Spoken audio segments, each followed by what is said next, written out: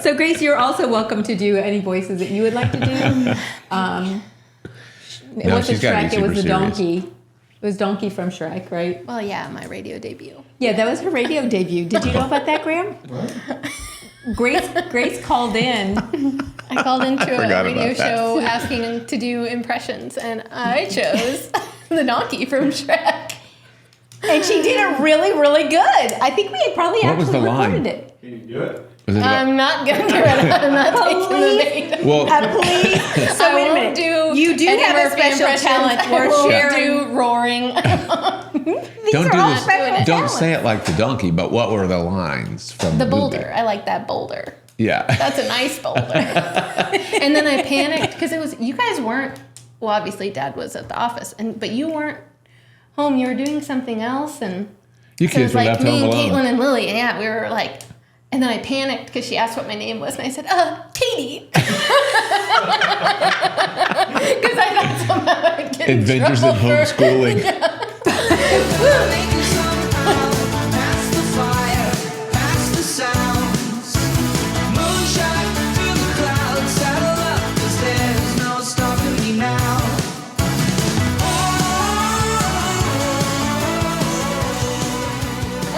We are back. Welcome to another episode of Living Well Together. Big life in a small town. Woo! Got it. We have such a special episode today. I am so excited. Me too. This is our baby daughter, Grace, and she is our guest for today. She's also married to our producer, who has been helping us for how many months now, Graham? 3? Sure. January. February was when we hit the airwaves, but we started recording in January. Yeah, that's true. Yeah. So So Grace has shared him with us on various evenings and Saturday afternoons, so that we can put this all together. But we're here to talk about Gracie today. My favorite. I love talking about myself.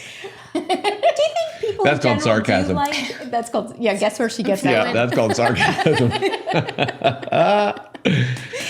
But one of the things that we like highlighting is not just local business, right? We like bringing local businesses into the podcast booth and letting them promote themselves and their business. Correct. And then every now and again, we'll have no guests where it's just you and I Yeah. kind of goofing off or Yeah. sharing a message or some kind of Coming to you live from Inspiration. various places. And then, but what we also decided what we want to do is start highlighting some of the things that mean the most to us personally, right? And so Grace is not only she's a business owner, an entrepreneur. She's also going to tell you about her story, your time on the planet. Yes, her journey to today. Yeah, And beyond. but she's a mom and she's a spouse. And what's the other? You're an aunt. You're a grandchild. You're Sister. There's a long list. And you just happen to own your Child own of business, God. your own company. And so we'll talk about all those things, Sounds or at good. least some of them. Yeah. And she's been on how many podcasts before? Like this is Yeah. not your maiden voyage into the podcast Just world. a couple. She's been on international. Those are international podcasts Yeah. for her work and her Yeah, business. we're small potatoes. Yeah, she's just helping us out, Big throwing life in a small town, though. us a bone. Yeah. Yes, Well, I mean, all yeah, right. there's multiple layers to this whole thing, so it's fun. But you want to talk to us about what your title is? I thought we should start with that because it's very intriguing. It's different. Yeah. So my official title is an equine renovation specialist, which I Which came makes up me with. think of This Old House. Yeah, and a lot of times people say, "Well, what do you do?" Or they'll read my, my shirt and say, "Renovation." So do you fix up barns? And I say, "Well, no, I help the horses." And then they think I'm being sarcastic. So it's more like This Old Horse. Yeah. See, it's come to me. So they do think that, but then that gives you the opportunity to actually explain what you do. Yeah. Because do they expect you to be like a vet or a trainer? Like there's certain, I don't know, like conceptions that people make about working with horses. Yeah, it seems like there are only a few avenues Yeah. in the horse world if you're going to do it professionally. So body work is becoming more popular, which is the main thing that I do with the horses. And when you say body work, what does that encompass? Like what are the areas of body work more specifically? Well, there are a lot of modalities. I do craniosacral therapy and functional indirect osteopathy. So I'm working pretty much with everything but the bones directly. And And the goal is to help the horses be able to go back to a homeostasis. So helping their body be able to do what it's supposed to do with as little intervention as possible. doing more normal things in a more normal way from a restoration, letting the horse's body from the inside out do what it was intended to do anyway. Yes. Getting them unstuck Getting them unstuck. structurally. That's where the body work comes in, is structural. Right. But not from like a chiropractic perspective, because you're not moving. Right. It's not manual manipulation in the same way. But it is, well, I think that there are parallels to what you and I do. What in you've the way grown that- up with. Well, yeah. And that's Since day one. a big part of how I found it too. So it's different. It's not as well known modality wise for the horses, but it's learning ways to address things that are normal in horses, but they're common, but they're not normal. So finding those things, helping them back to what normal really is. Which Go is back to your original, how'd you even get involved with horses at all? And at what age? Yeah, I was born loving them. Yes, from the time she could hold a pencil, she was drawing them. And we didn't understand where her love for them came from, because Terry and I are not horse people whatsoever. Like, we'd never been around them. We didn't take you to barns. There's just nothing. And that's how you know that DNA is so special, because from the time she was born, like all your stuffed animals, except for the Beethovens, the dogs, And the lions. and the lions. Yeah, you did love a lion. We won't ask you to roar. She already said she wasn't going to do that anyway. It's not on the agenda for today. No, not on the agenda. So you had this love from the time you were born, and then did you beg us for horses? How did we get you out to the first barn? It was at the riding center, right? Well, before no. that, I did a couple of camps at Carriage Hill. Yeah. Oh, right. Metro Park. Because of the age allowance. And right. At the riding center, a person needed to be 8, technically. But since I was able to do private lessons, I actually started when I was 7 there. okay. Part of the joys of homeschooling, But- finding the passion and fostering 100%. And then, at Carriage Hill, you could be like 5 or 6. I think so, yeah. It's Because much it was, younger. yeah. That's where we kind of made the introduction. That's where it all began. Do you remember your first horse? What the name of your first horse was at Carriage Hill? I don't remember. I think it was a little pony named Jake. Oh, that was Jake? Yeah. Oh, Jake. He was really cute. Oh, that's so cute. Yeah. And then which birthday was it that we went to? Oh, we went to Marmon Valley. Marmon Valley, yeah. I think that was my 8th birthday. I think it was. I think. Yeah. That's where we all got on. All the whole everybody. family, yeah. Yeah. Extended My horse family came with a rubber included. hose. Oh, I know. Did they use it? It had a strap of rubber hose because he was apparently kind of stubborn. Yeah. It was really the hose of encouragement. It was encouragement. encouragement. Yes. Yeah. You meant it in a good way. Yeah. Love taps. Yes. So then, we'll definitely add photos, Graham, for some of your first lessons out at the riding center. You know, we have so many of those. Yeah. And then, but what did you do exactly at the riding center? Like, you took some lessons and then, but you kind of graduated through their programs. Yeah, I took lessons. I started doing the barn work there from as early, I think I was probably, you were taking me when I first started there. Volunteering for their therapeutic program. So walking alongside children and adults with special needs that rode. And then I got to learn how to teach. So then I got to teach some lessons. I think I taught my first lesson by myself when I was 16. Yeah. And then... And that's riding lessons. That's not body work or care therapeutic lessons. That's just teaching kids how to manage the gear and manage the animal and get on and off without hurting themselves. And learn how to actually ride. And that was more dressage based, right? Yeah, hunter jumper. You know, the goal for most of those programs is to get jumping. So I would start with beginners and get them to a place that they were jumping, and then they would graduate from me on to the next. And then I would start with a fresh batch, start all over again. Did you like working with the kids? Surprisingly, yeah. Yeah.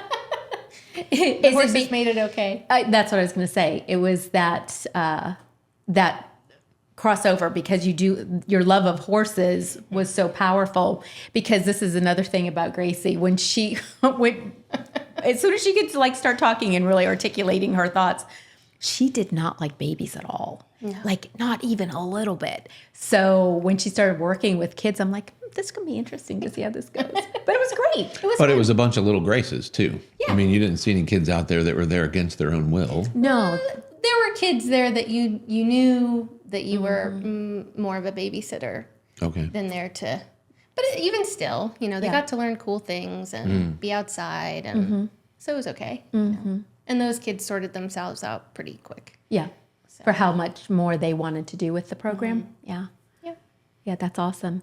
And then you got your first horse. Well, that was not random either, because Carolyn had called us saying we're getting rid of this horse, and Grace is the only one he'll work with.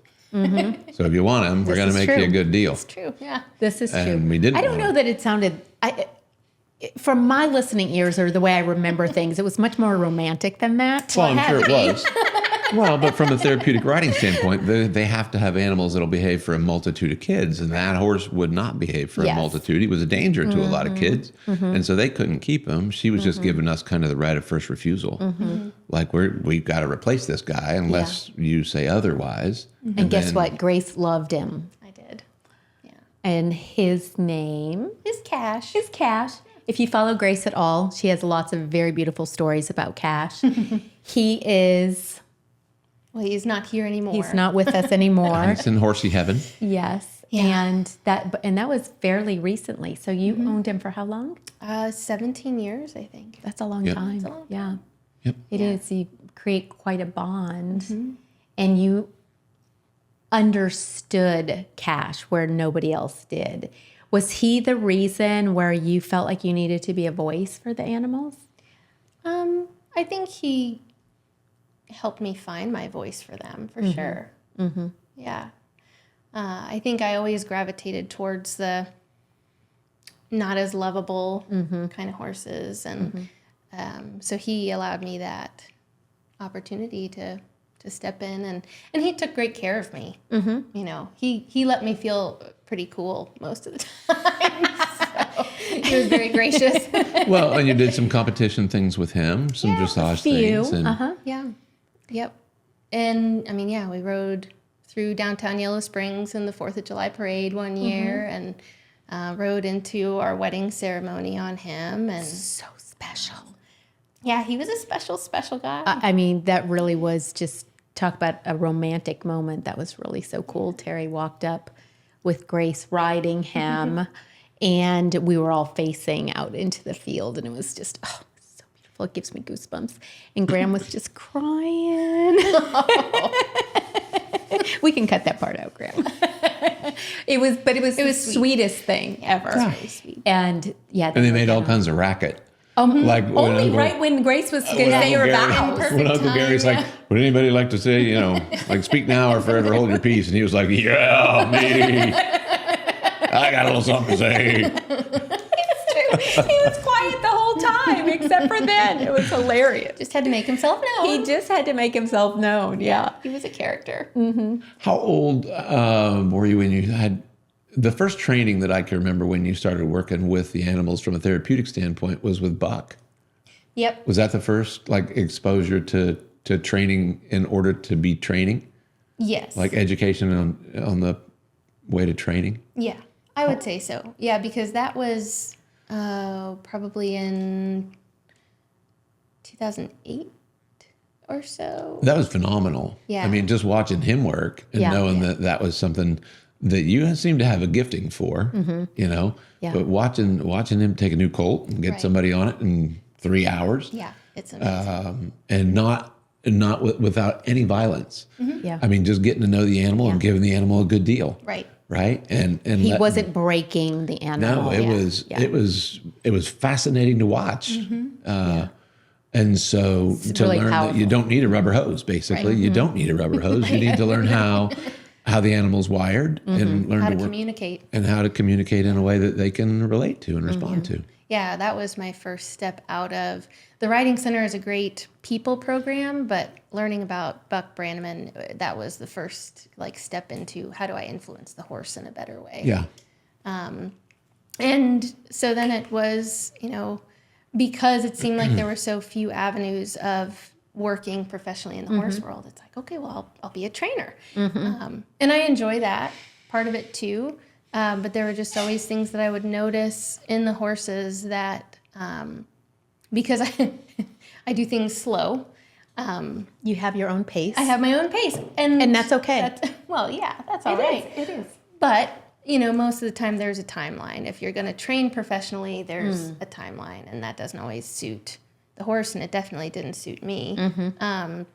So to be able to get them to a place that I felt comfortable usually took a little bit longer than most people. But it was because I would notice restrictions and things that I couldn't place what they were. But I felt like if I could help address those things, then the educational piece would be easier. So part of it is the mental component of the horse and the emotional component and the spirit, frankly, of the horse. Yep. And also, excuse me, also then structure. Yep. Structure and function. So it's kind of a restoration or a restorative, a renovative system. Right. Helping them be the best versions of themselves. Keeping the good stuff and fixing up the others. Yeah. And so when you realized about these restrictions, then how did that lead you to Tom and Yolanda? Because I had gotten hurt on one of my training horses. And I found Carol because you said you're going to go see Carol.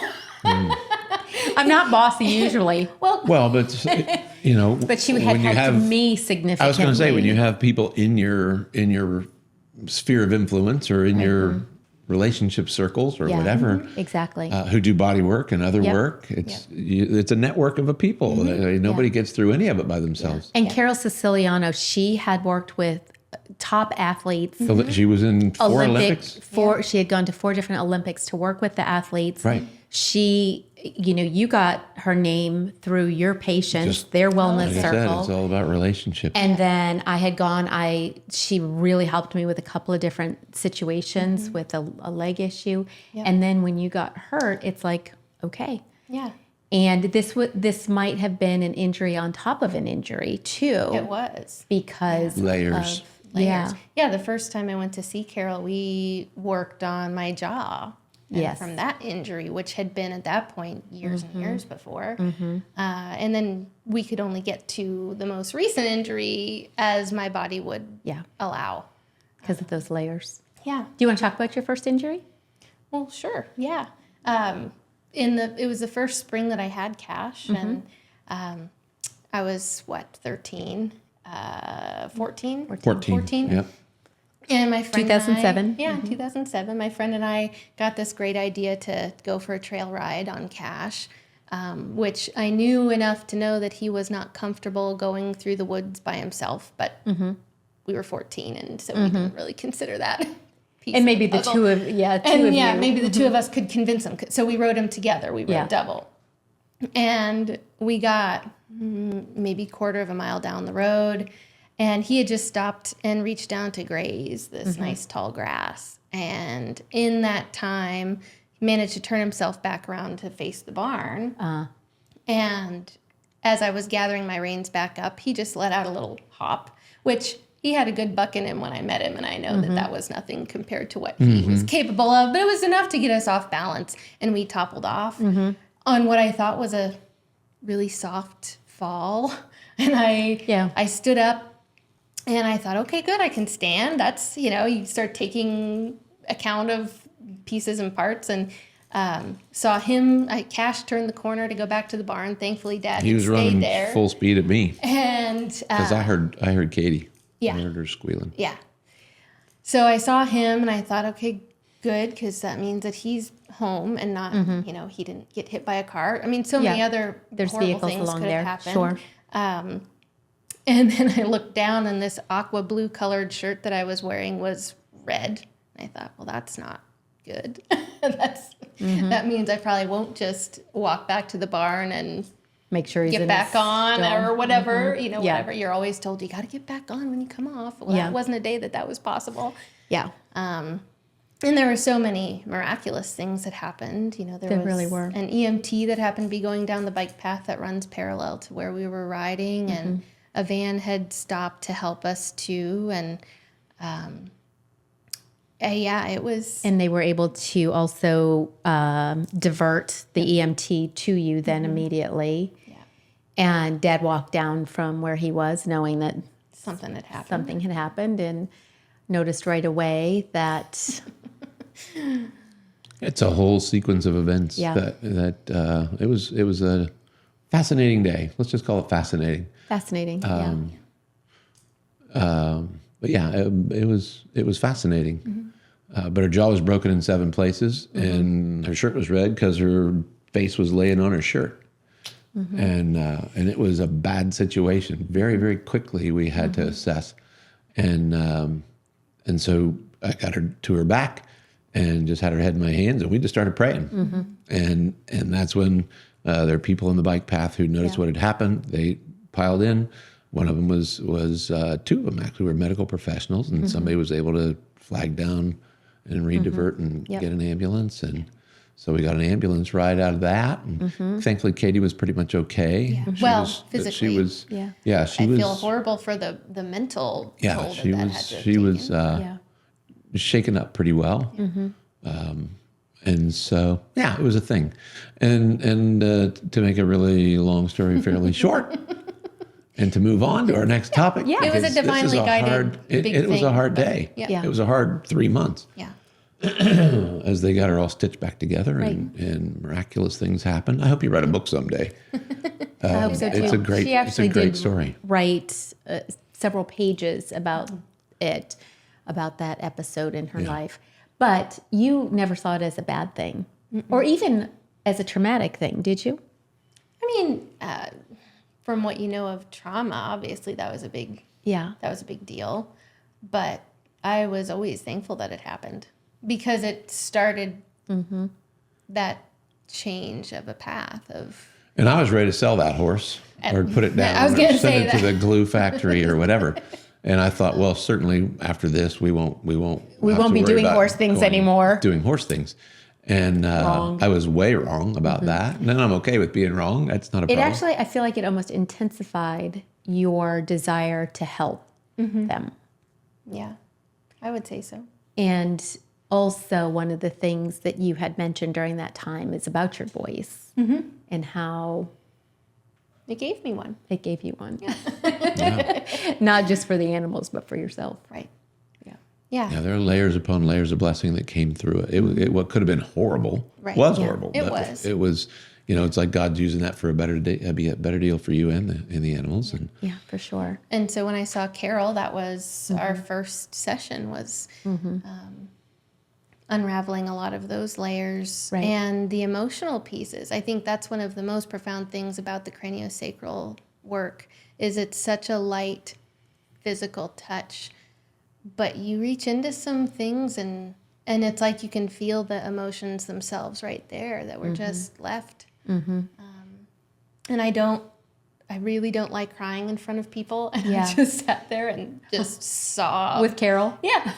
Yeah. And she just She held was space. about this big, She's so and tiny. and she did, and she knew what she was getting into with you. Yeah. Oh, yeah. And yet she has this beautiful, gentle soul, even though she was a Spitfire. She was. she was like 80 when we met her. 84 or something 84. by the When time we she met was her, yeah. working on me, Yes. I think. Yeah. Yeah, it was A phenomenal wild. person. But one of the things, Grace, is like you knew for you going back in time. And now when you work with the horses, you're dealing with their history too. Some of them off the track, some of them with horrible owners. Yeah. What are some of the other situations that you come across? Some of them, it seemed like when I first started working on other people's horses, they would want their retired horses worked on or their, their kind of elderly horses. But then it got to where I see a lot of horses that they've gone through every veterinary workup they possibly can, and there just is still, whether it's like mysterious lameness issues or metabolic issues or PTSD issues. There's a lot of that I work on. There are a few horses that I've worked on that, unbeknownst to me, had appointments to be euthanized. Oh, gosh. That are still walking around. So. Because it changed the trajectory of their lives because they felt like the quality of life was still there. Yeah. Yeah. Or they're no longer a danger. Right. Mostly. Or, both. Yeah. Yeah, it seems like it's been both ends of that spectrum because for horses, like we like to separate the emotional and the energetic and the physical, but they don't do that. So The a lot horses of don't? times, no. Yeah. It's all the same for them. So a lot of times the horses, they feel as well as they act. And if they aren't acting well, then it's probably because they're not physically well. Yeah, that's interesting. Are there any other, like, I'll call them KPIs, but key performance indicators that help you know how the horses are doing? Like, something that would be a standard that you're looking for? Like, or is it just every one of them is so individual because... They are. Yeah. Yeah. I would say at this point, because I'm not a vet, so I can't diagnose anything. Right. I can't claim to fix anything, and I wouldn't want to. Yeah. My goal with it is always to help all of the other professionals' jobs be easier. So whether it's a trainer or the farrier or the vet, I've gotten the chance to work alongside a couple of vets, and that's been really cool. Yeah. But the owners, by the time they find me, they know their horse really well, so they know what changes have taken place. But for me, I like to be able to do less each session and get the horse to a place like Dad does where, they can cruise for a while Stretch and it out. have more and more time in between. And that's one of your measurements that the treatment is successful. Do you call it a treatment? Or are you allowed to call it a treatment? I always just call them sessions. Sessions. Yes, we do have to be careful with our language, don't we? Yeah. For all of that. With it. Did you tell us about your educational background? I was homeschooled forever. And by the time we got to high school, it was our choice. You guys said if we wanted to go to high school that we could. And none of us took you guys up on that. Yeah. Well, and then as far as for the training though, for what you do today, like you had your background with your high school degree and you all have your diplomas and stuff, but as far as the additional work that you've done to be certified to do this work. So my sessions with Carol, I consider that to be the start of that because it became teaching instead of just working on me. She was showing me. She taught me how to feel the craniosacral rhythm. So by the time I got to classes with Tom Mays, which is who I've done the bulk of my learning from, I felt more prepared to go to those classes. So I learned from Tom. I took his craniosacral courses and his osteopathic courses and his foundational, all of the classes he could possibly offer, and now I get to teach them.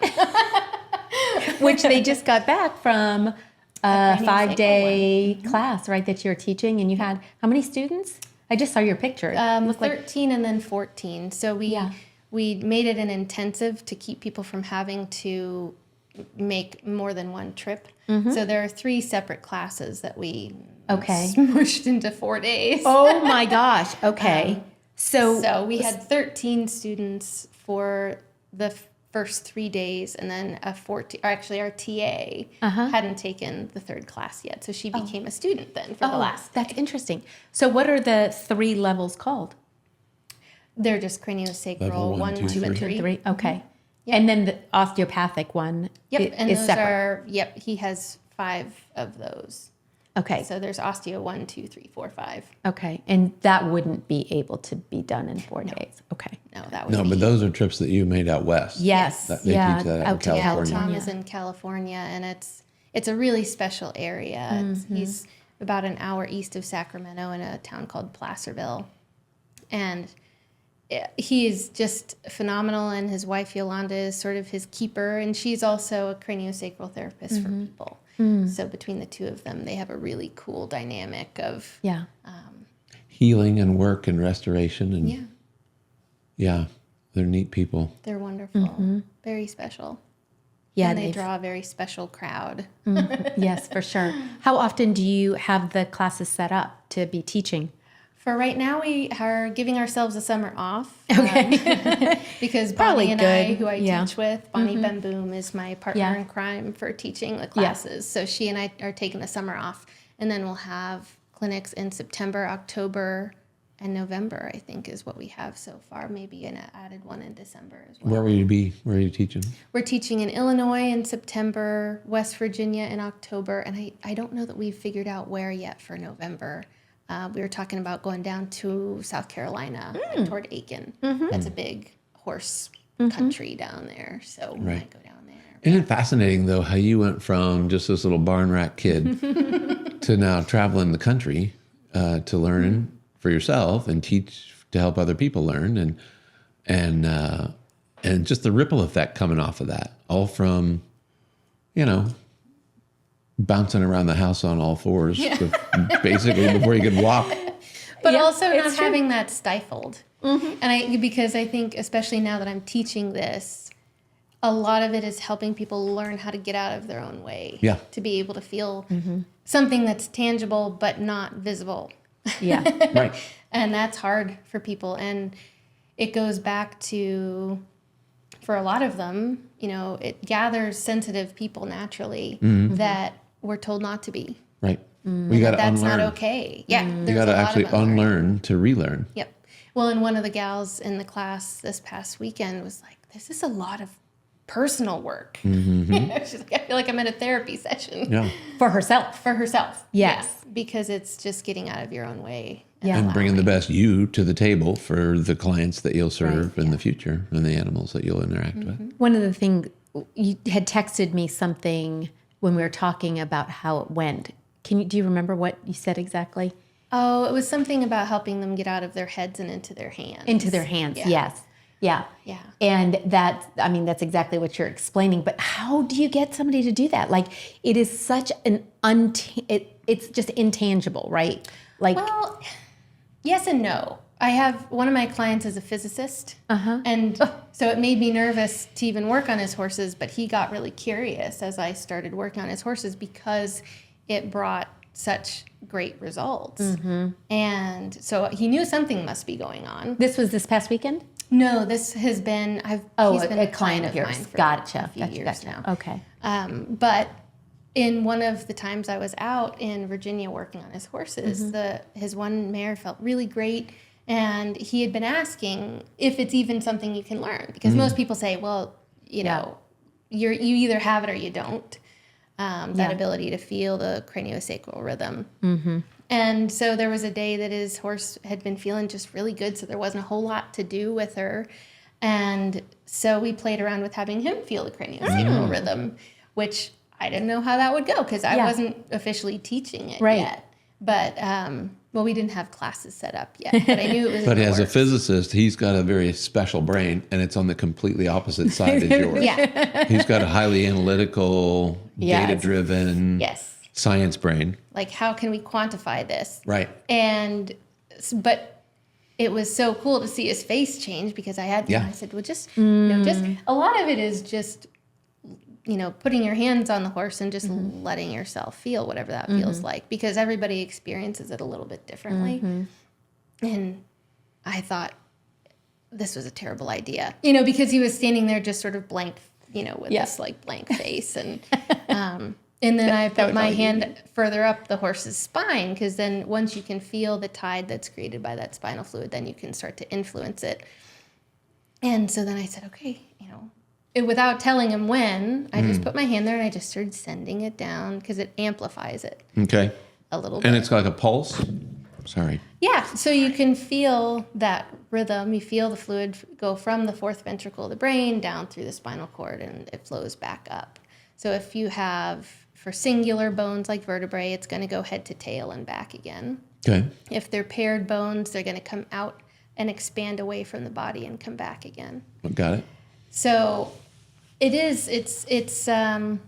people a lot of times when they're first learning how to feel it, they'll say, well, I felt it, but only for a second. And it's like, well, yeah, because it was under your hand and then it left and then it comes back. So you could say it feels like a pulse, but once you get attuned to it, you can feel it all the way down the whole spine. You can have your hand on their head and feel where in the spinal cord they have some trouble. Got it. But he You can said, see his face change. "Oh yeah," and I said, "What do you feel?" And he said, "It's like a bloop." And then you feel like bloop back over again. And I thought, okay, That's a technical term. Yeah, the technical term. And Physicist. yeah. So I figure, if he can learn how to feel this, pretty much anybody can. Yeah. But everybody That's fascinating. has, different levels at which they can feel. And there are some people, once they open up themselves as to what they're naturally gifted with, you have people that see colors, and you have people that, it's like people experience things a lot of different ways. Okay. But it's a learnable skill. Yeah. So it's And been it's so fun awesome to- that you've been able to work with people to help them. Are some of them people that want to do what you're doing and go around the country and take care of all these other horses? Or some of them just like horse owners that want to take better care of their animals? Both. We've had vets in our classes. Okay. We've had owners that just want to be able to help their own horses. I would say probably the biggest majority already have an existing bodywork business with other modalities. Got They're it. just looking to add tools To their toolbox, yeah. belt. Yeah. That makes sense. And you work on all types of horses, but also other animals. You have a lot of eventing horses. I know for a while there you were doing a lot of barrel racing horses. A lot of barrel and pole bending horses. But really all of them can benefit. So young and old. Yeah. Birth is a pretty significant trauma. Yeah. So Humans even alike. from- Yep. Even from the time they hit the dirt, they're usually out with some kind of restriction somewhere in their body. And so people are finding more and more, if you can help that sooner rather than later, then Yeah, it just like with keeps them, babies. keeps them from having more trouble down the road. What's the youngest horse that you've worked on? Any foals? Oh, yeah. Within a few weeks old. Oh, so sweet. But it's a lot like even with spinal care for grown-ups or for people, grown-ups, yeah. right? The question is not, do you have to do it? The question is, how long are you willing to ignore it? Yeah. Like that flow is there from the time they hit the air. Right. And it stops when they stop. Yeah. Yeah. And so everything in between is fair game for interference. And it's the same with humans. At what age does the nervous system run your life? And how long are you willing to ignore that becomes a much better question than what do I have to do now? Right. Or do I have to do this forever? Well, only as long as you want the clear flow of information Yeah. to and from the brain. And if you're on a horse and you're relying on that horse to get it right, then you want to make sure that horse is as good as it can be.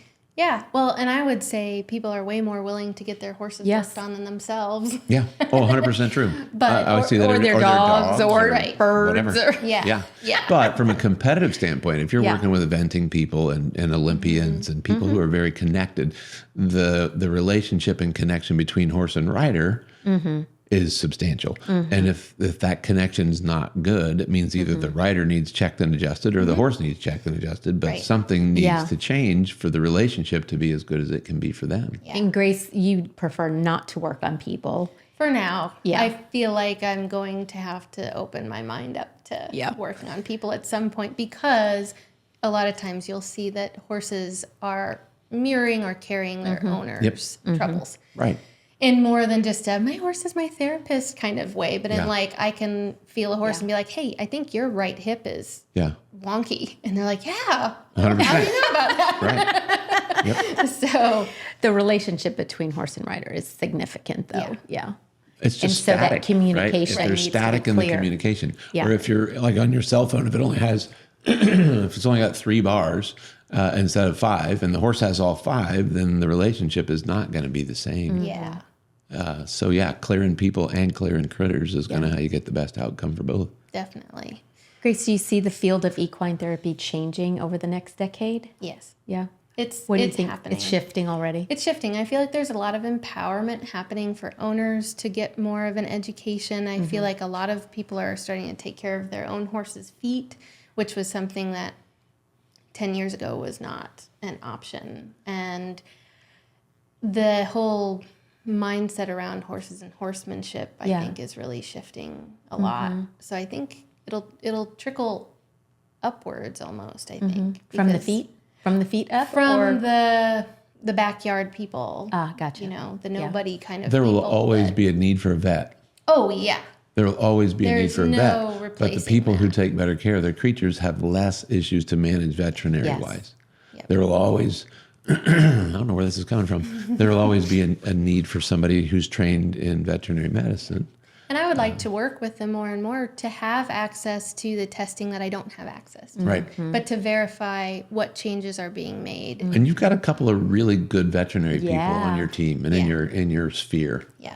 Who I just decided are going to be our next guest. Yes, I they was are- That would hoping be so. super fun. I almost sent you a message today, like, "Hey, Yeah. we should have Dr. Brett on." Yeah. Oh, yeah, 100%. Who just got a haircut, by the way. I noticed. Yeah. I saw him. He was across the way the other day. He looks, yeah. I had to do a double take, like, yeah. "What, Dr. Brett?" Right. No, they're delightful people. He and his wife, both veterinarians. And, but yeah, as we're having this conversation, it's like, Yeah, oh, they'll need to get we on. need to plug them in. Yeah, they're great, and they're much more open than a lot of vets are. Change is hard, Sure. So when you have an industry that's pretty closed, you're going to find that vets and the other professionals in the world are going to. Some are going to get there faster than others with Sure. what's possible in terms of care. And it's the same with humans. Yeah. You know, people There are are a lot. opening their eyes to a lot of new possibilities that didn't exist 5 years ago. Right. It's so true. Yeah. And so when some flaws or some chinks in the armor are revealed, and then there's these other things that are they're not magic. It's not a miracle. Right. It's common sense in many ways, just not so common. Yep. And it's naturally explainable. Yeah. Like there's nothing happening that shouldn't already be happening if you just get rid of the interference. Yeah. Which it's interesting because I feel like there's more interference now than there has been, but people are waking up more. Yeah. Even Yeah. I feel find like the answers. the animals are they're trending the same way that people are. There are horses that are younger that are having metabolic problems that only horses in their 20s seem to get. Yeah. There's, everybody's just kind of burdened. But their diet matters. Their energy level matters. Yep. They're living under the same power lines and Right. air spray that we are. And I was going to say, in the pesticides, I mean, Right. you had a couple of horses that really have been affected by things like that and have worked with horses that have been. So you guys travel all over the place now. Yeah. And they have the sweetest little baby named Honey, and she's our little granddaughter. But tell us a little bit about how you guys have adapted, and Graham, feel free to chime in too, your lifestyle to fit this new way of doing life. Well, Graham has allowed this to happen because I basically asked him for the room to grow, and he said, "Yeah, I'll quit my 9-to-5 jobs so that we can travel around and you can be a professional horse petter." They do have shirts that say that. I'm surprised you didn't wear it, Grace. I know. I thought about it. I thought, oh. No, it's totally fine. So flexibility. And freedom. Flexibility and freedom. I mean, that's what everybody's looking for these days, and you guys have made that happen. What's a day in your life look like? Oh, well, I mean, no 2 days are exactly the same, but most of the time we get up and spend a little time as a family, depending on how late Honey feels like sleeping. Yeah. And then I go and feed the horses if it's a day that I need to do that. And then Your local horses. My local horses, yeah. And then travel. It's not uncommon for me to go 2.5 hours or so one way and work on horses and tootle on home.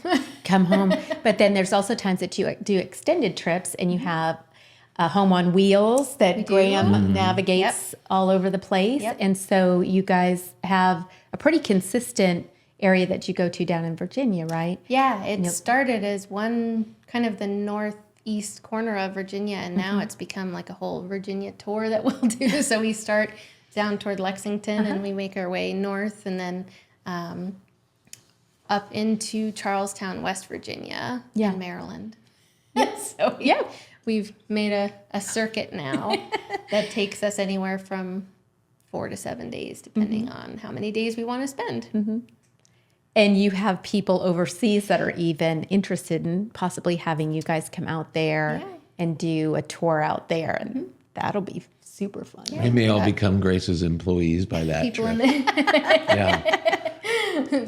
Yeah, we all work for Team Grace. And we're going to, Ireland. Yeah. Do you have any advice for horse owners as far as first steps to get started? To get started in horse ownership? To get started with better Things to look for care. that might indicate the need for help. Exactly. What would be some indicators for them? I think if you can just learn to listen to your gut, because there's a lot of things, kind of like I had mentioned earlier, there are a lot of things in the horse world that are common, but they're not normal. So for a horse that has, ulcers all the time, that's not normal. Right. It's common, but it isn't normal. Yeah. If they are grouchy to get saddled, it's common, but it isn't normal. If they have this sort of unidentifiable lameness, common, but not normal. And who they learn from. I think any professional, you should be able to ask questions, whether it's your farrier or your trainer or your vet or, whoever it is, to be able to inquire what they're doing and why they're doing it. Instead of just taking it at face value, we doing it because we always do it, that kind of thing. Assuming that just because you're hiring them means that they know more than you is not always reasonable. Right. So listening to your gut, Needs to because be a you team know that spirit. Yeah. Got to animal. have cooperative people who are willing to give and take. Well, and I think if you can't ask them questions, then it tells you a lot about how they feel about the horses and how they manage them also. So do you find that after you've had a session with these animals, things like gut issues and unexplained lameness, those things resolve? I can't say technically, but yes. They appear to be more balanced. To be more balanced, and there are horses that have More been normal function. It's normal, just right. more normal.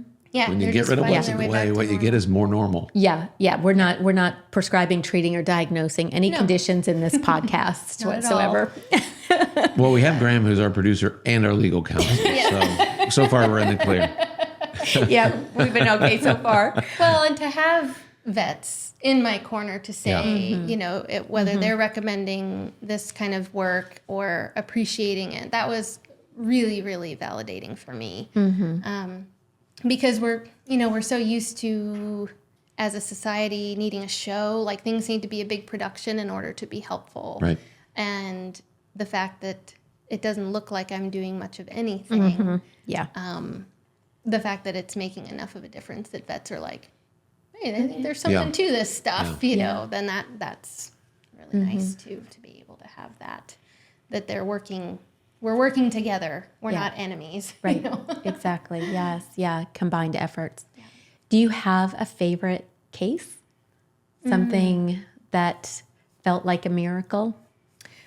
Yeah, there was a horse named Birdie. I'll actually get to go see her next week for the first time in years. But she was one that had kind of the horse equivalent of middle ear syndrome, but really severe. So horses who deal with that, they have a loss of balance and coordination a lot of times. And it can really vary depending on the severity of it. There's a surgery that she had done.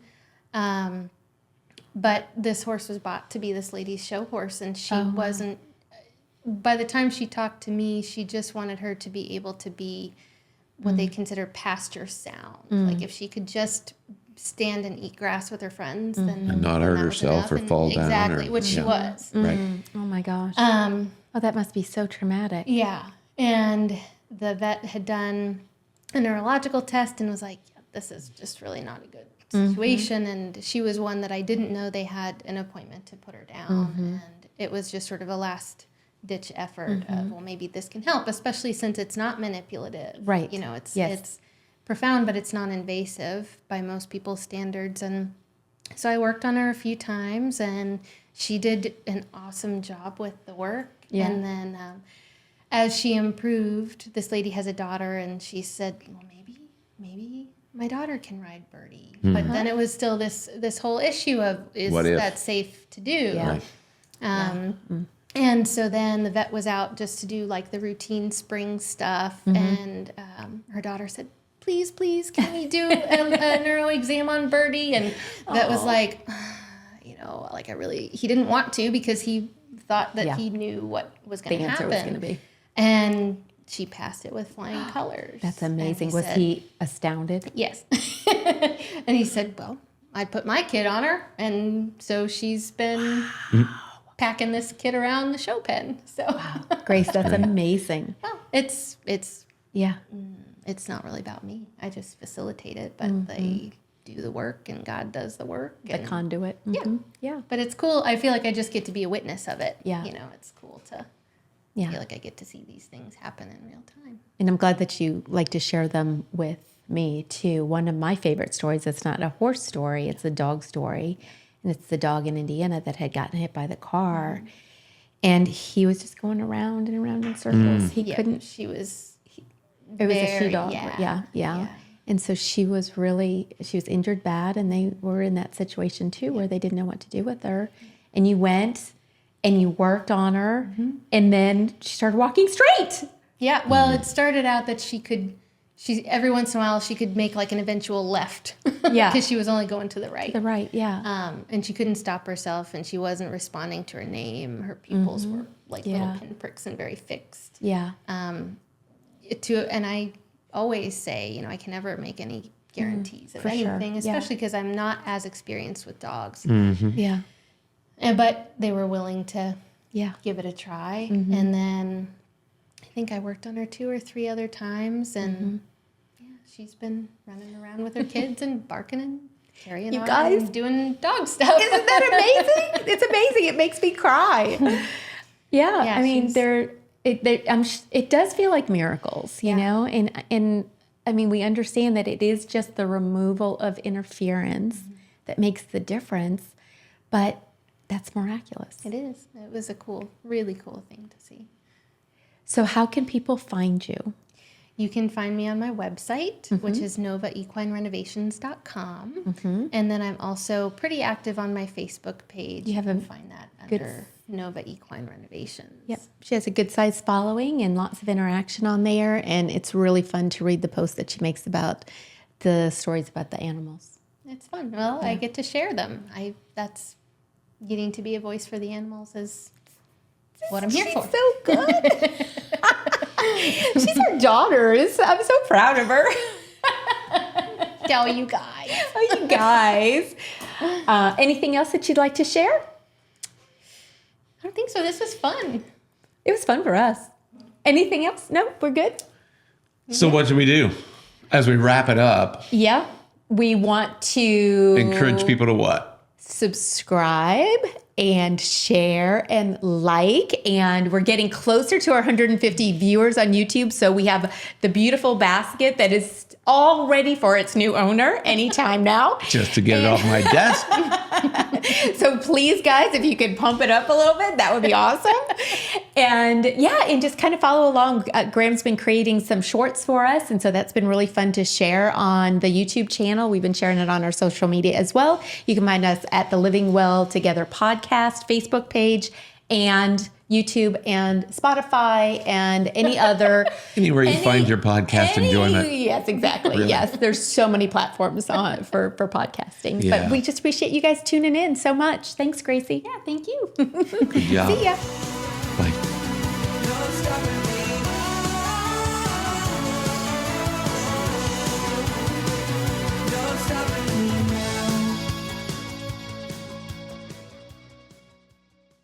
Graham, you have anything you want to share? Graham did say that he had a couple of things that he wanted to share. I don't recall That's that. true.